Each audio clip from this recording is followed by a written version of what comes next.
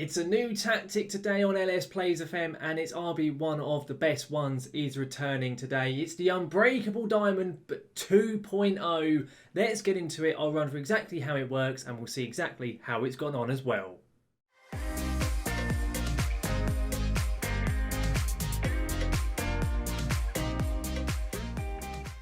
Here we are then in FM21, and this is the Unbreakable Diamond 2.0. For those of you, of course, that have seen the first one, this is, of course, the 4-1-2-1-2 tactic, which I initially had a lot of success with both at Atalanta and a few other teams, and I have adapted it most recently in my Norwich City Twitch stream, and this is the 2.0 version, which is... it seems to be even better than the first, which I didn't even think was ever possible. Before we get into the tactic video today though, guys, if you do enjoy the video today, make sure to drop a like down onto it. And if you do want to download the tactics, well, you'll find down in the description various links to things such as Steam Workshop, FM Base, FM Scout, and also to a Dropbox link. If you do use the Steam Workshop link, do make sure to drop some positive feedback and to favourite the tactic if, of course, you do like how this one works for you. And finally, if you do enjoy my content and you want to keep up to date with any of the videos here on YouTube, then do make sure to hit that subscribe button and to ring that notification bell for any of my content here on YouTube goes live. Now, I'll run through how the tactic works for you very shortly, but in terms of teams we have tested with, I have, of course, been using it with Norwich City in my Twitch stream, so I'll explain how it's gotten on, the results, everything like that. And, of course, I am also going to be testing it with Arsenal and with West Brom. And I'm just going to tell you now, it's gotten on very, very well with both those sides.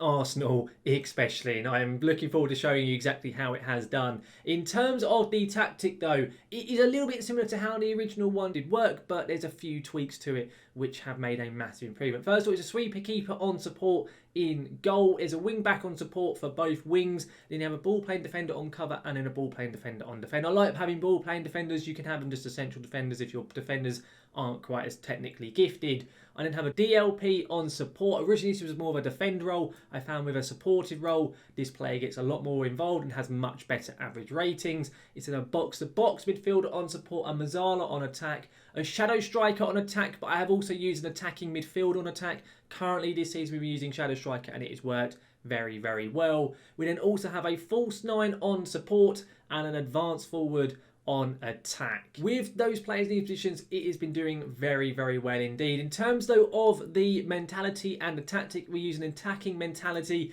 and then when we're in possession we have a standard attacking width. We play our defence, focus play through the middle because of course we do have a very narrow team. Pass into space, slightly more direct, much higher tempo, and be more expressive. Everything else is left to the default. When we're in transition, we have counter press, counter, distribute quickly, distribute to the fullbacks and the centre-backs from the goalkeeper, and then also the keeper does short kicks. It's a very counter-attacking tactic, much like the original. That is exactly the same as what it was with the original Unbreakable Diamond. We then, when we're out of possession, have a much higher line of engagement. This used to be just a higher line of engagement. I found after the winter patch, upping this made it work slightly better. It's still a standard defensive line. We still force the opponents outside. We have a more urgent press intensity. We prevent short goalkeeper distribution, and we like to get stuck in. Now, in terms of player instructions, these are all left to the default. The same with the opposition instructions and the same with the training. I leave those to my assistant, all of that good stuff.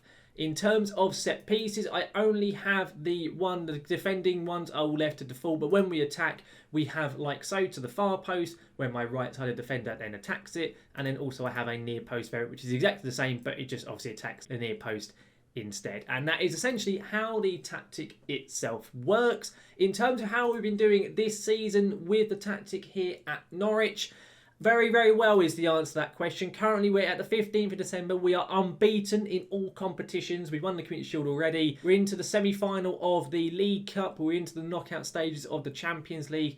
And in the Premier League, we played 17. We've won 14 and got 3 draws and a goal difference of 43. We have strikers who have got 18 goals and 14 goals so far. We've got some of the most assists, the highest average ratings. Everything basically is going phenomenally well with the second highest amount of clean sheets in terms of the overall stats and stuff. So you can see the most goals by a distance, 59 scored. We've got the second best defence in 14. And of course, we're a point behind Man U, who are having a phenomenal season as well at the moment. It could be quite tight over there on Twitch. If you're interested, you'll find a link down to the old Twitch in the pinned comment.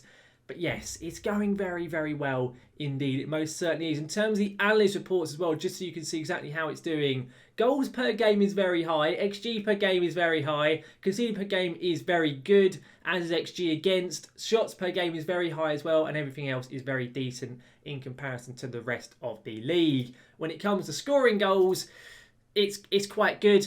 It's quite far over to the top right, you know, it's very aggressive, having on almost 19 shots per game, and we have about a 19% conversion rate as well. So, you know, it's pretty decent when it comes to attacking, it most certainly is. And when we are defending as well, on the conceding side of things, we're not the lowest in terms of conversion rate. The opposition do get a decent amount of conversion rate, it's around about kind of 10-11%, but I think that's more, we've had a few issues with the goalkeeper this season.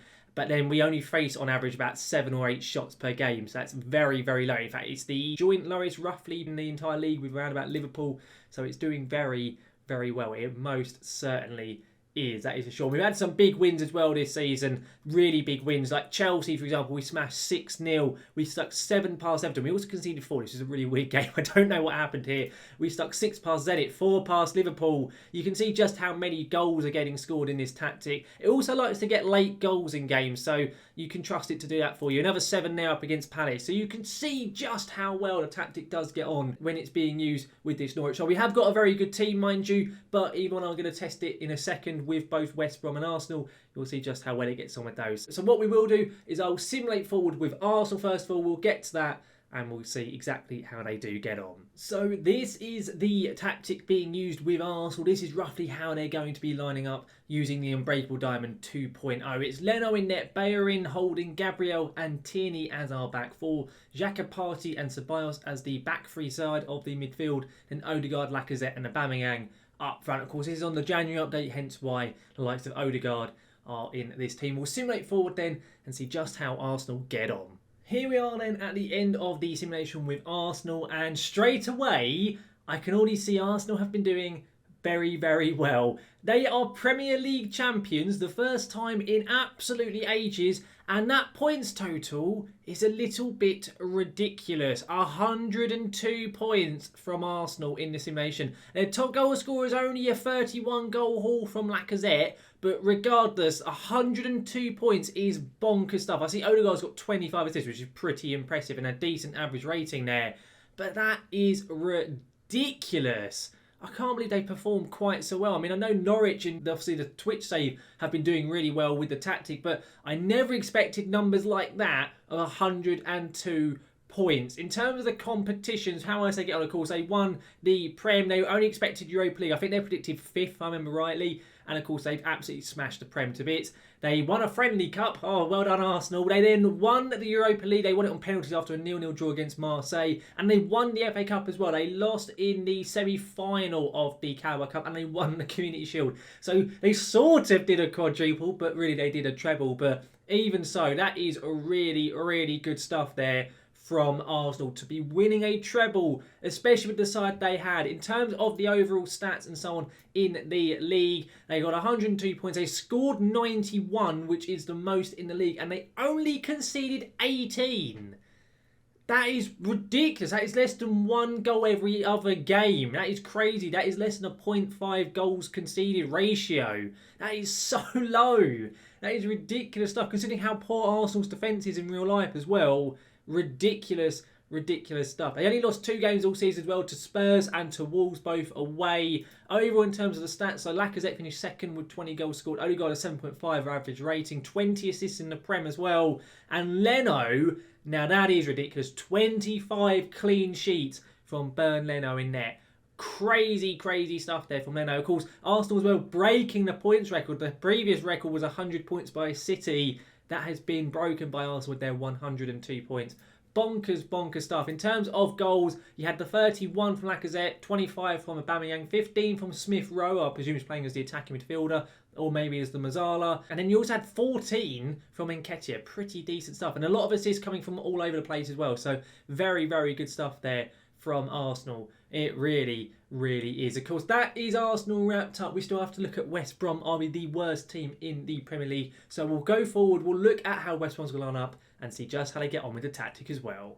This then is a tactic being used with West Brom, and it's looking as follows. Johnson in net, Maitland-Niles at right back, Ajayi, O'Shea and Gibbs as the back four, Livermore as a DLP, Yokuzlu and Gallagher in the midfield two, Pereira up in the attacking midfield role, and Grant and Diagne up front. In terms of their prediction, they are expected to be by far the worst in the league. 1,000 to 1 they are expected to come rock bottom. So will they finish down that low, or will they actually have a decent season? We'll simulate forward and let's find out how they get on using this tactic. Here we are at the end of the simulation, and I am astounded with what has gone on with West Brom. I thought Arsenal was one level of ridiculousness.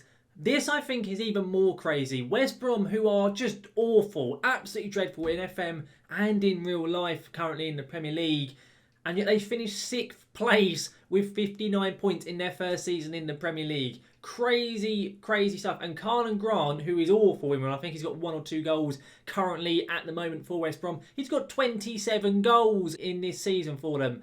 Not bad stuff at all. In terms of the competitions, they of course finished up there in 6th position. They got knocked out in the 5th round of the FA Cup. They lost in the quarter-final of the League Cup. So not bad showings in the Cup there. And for some reason it's saying about the Euro Cup too, which they're not in as of yet. That's what they've qualified for. But they finished in 6th, which I just cannot believe the fact they did that well. In terms of the actual Prem, Grant was up there as the joint top goal scorer of the Premier League. Diagne up there is one of the highest average ratings as well, which is pretty decent from him as well. Not bad there at all. They haven't got any clean sheets at the moment in terms of players in the top 3. Apparently they've got playing the most yellow cards though, so they've done that at least, which is a positive for them. In terms of the stages, of course, they're up there with 59 points, a goal difference only 11. They had the exact same number of goals scored and goals conceded as Arsenal as well, which is a bit random. 62 scored, which is decent, and 51 conceded, but of course their defence is very, very poor, so it's not that surprising they did concede that many goals.